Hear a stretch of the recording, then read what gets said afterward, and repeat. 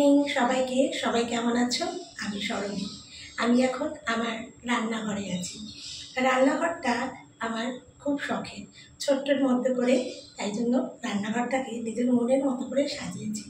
কারণ সকালে উঠেই তো ঠাকুর প্রণাম করে রান্নাঘরের দিকেই আসতে হয় প্রত্যেককে, রান্নাবান্নার পাঠ করার জন্য। রান্নাবান্না তো তাই রান্নাবান্না করতে করতে এই রান্নাবান্নাটা যে কখন আমার শখ হয়ে গেছে কী বলবো তোমাদের।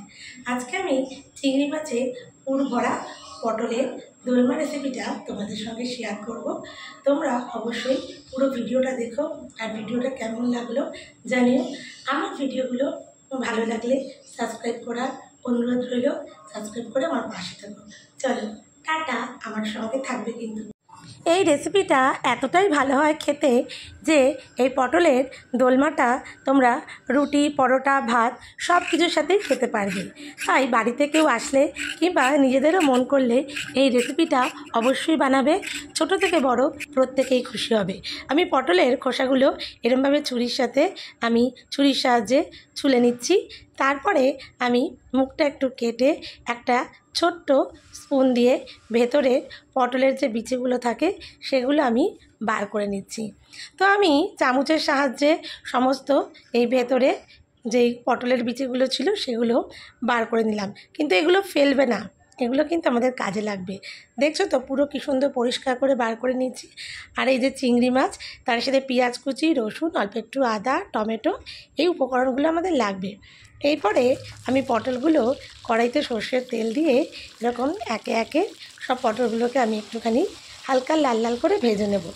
তো আমার এখানে পটলগুলো বেশ ভাজা হয়ে গেছে।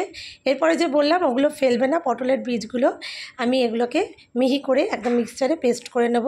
তার সাথে টমেটো পেস্ট করে নেব, পেঁয়াজ, আদা, রসুন এগুলো সবই আমি পেস্ট করে নেব। দেখো মিক্সিতে তো পেস্ট করতে সময় লাগে না, আমার সব পেস্ট রেডি।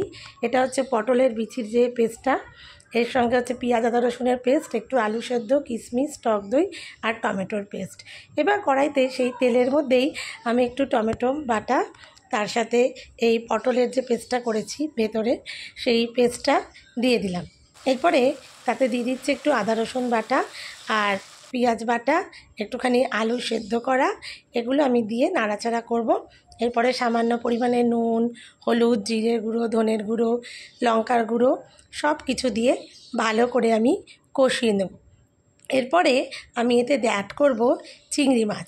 চিংড়ি মাছগুলো আমি গোটা ছিল সেগুলোকে একটুখানি কুচি কুচি করে নিয়েছি। যেহেতু এটা পটলের মধ্যে আমি দেব সেই জন্য একটুখানি আমি ছোট ছোট করে নিয়েছি। এরপরে আমি একটুখানি বেসন দিয়ে এই মিক্স পেস্টটাকে আমি একটুখানি পুরটাকে একদম টাইট ভাব নিয়ে আসলাম। দেখো এবার এটা একদম একটুখানি হাওয়াতে দিলেই এটা একদম শুকিয়ে যাবে। নামানোর সময় একটু মিষ্টি যোগ করে নেবে। ব্যাস আমাদের পুর হয়ে গেল। এরপরে পুরের ওপরে আমি একটুখানি কিশমিশ দিয়ে দেব, তাতে ভেতরে একটুখানি যখন তোমরা খাবে একটুখানি মিষ্টি মিষ্টি ভাব, বেশ টক ঝাল মিষ্টির ভাবটা বেশ আসবে। টমেটো দেওয়াতে বেশ টকটকও লাগবে। তো এরপরে আমি ওই তেলের মধ্যে একটু কালো জিরে ফোড়ন দেব, তার সাথে একটুখানি তেজপাতা আর শুকনো লঙ্কা ফোড়ন দেব। এরপর পুরগুলো তো আমি একে একে ভরেই নিয়েছি। এরপরে আদা বাটা, লঙ্কা, এই আদার পেস্ট, আদা রসুনের পেস্ট আর লঙ্কা আমি এখানে বাটা দিইনি, গুঁড়োই দিয়েছি। আর টক দই, ফেটিয়ে রাখা টক দই আমি দিয়ে দিয়েছি, একটু জল দিয়ে ফেটিয়ে নিয়েছিলাম। এরপরে আমি সব কিছু দেওয়ার পরে আমি এখানে দেখেছো পুরগুলো কীরকম ভরেছি, পুরো ভরা পটলগুলো আমি একে একে এর মধ্যে দেব। তার আগে হলুদ, লঙ্কার গুঁড়ো, আমি আগেই বললাম আমি এটা শুকনো লঙ্কাতেই রান্না করেছি, একটু সুন্দর কালারও আসবে। বেশি দেইনি পরিমাণে, তোমরা কাঁচা লঙ্কা দিয়েও করতে পারো। জিরের গুঁড়ো, ধনের গুঁড়ো, নুন সব কিছু আমি পরিমাণ মতো দিয়ে আরও একটু ভালো করে কষিয়ে নিচ্ছি। কষানো হতে থাকলেই দেখবে একটা এর থেকে আপনা থেকে তেল ছাড়বে। তেল ছেড়েইছে, দেখছো তেলটা ওপরে কী সুন্দর ভাসছে। এরপরে আমি একটু ফুটে আসলেই আমি পটলগুলো দিয়ে দিচ্ছি। এরপরে পটলগুলো দিয়ে এটাকে আমি একটুখানি ফুটিয়ে নেব আর একটুখানি ঢেকে রাখবো। ঢেকে ঢেকে রান্না করলে দেখবে তোমার গ্যাসও সাশ্রয় হয় এবং রান্নাটা ভালো সেদ্ধও হয়, রান্নাটা ভালোও হয় খেতে। তো আমি এবার একটুখানি ঢেকে গ্যাসটাকে একদম লো ফ্লেমে করে দিয়েছি। এবারে আমার পটলের দোলমা পুরো একদম রেডি। এরপরে নামানোর সময় একটু মিষ্টি দিয়ে নামিয়ে নেব। তো ভিডিওটা কেমন লাগলো অবশ্যই জানিও। আজকের মতো এটুকুই, টাটা।